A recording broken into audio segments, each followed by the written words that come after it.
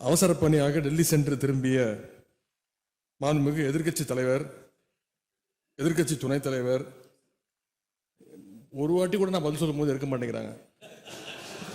நானும் தொடர்ந்து பார்த்துக்கிட்டே இருக்கிறேன். ஏற்கனவே 2 வருடங்களுக்கு முன்பு என்னுடைய காரில் ஏறி அவர் செல்ல முயன்ற பொழுது நான் சொன்னேன், இந்த விஷயத்தை கார் எடுத்துகிட்டு போங்க, ஒன்றும் பிரச்சனை இல்லை அப்படின்னு.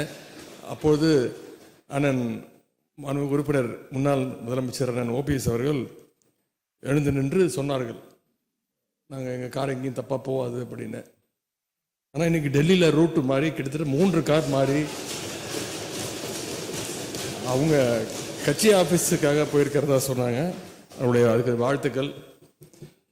என்னுடைய சேப்பாக்கம் திருவல்லிக்கேணி தொகுதி உறுப்பினர் மக்களுக்கு இந்த நேரத்தினுடைய நன்றியை நான் தெரிவித்துக் கொள்கின்றேன்.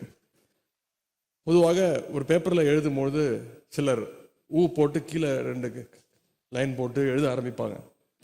ஆனால் நம்முடைய முதலமைச்சர் அவர்கள் போட்டு இந்த பட்ஜெட்டை ஆரம்பிச்சிருக்கிறாங்க.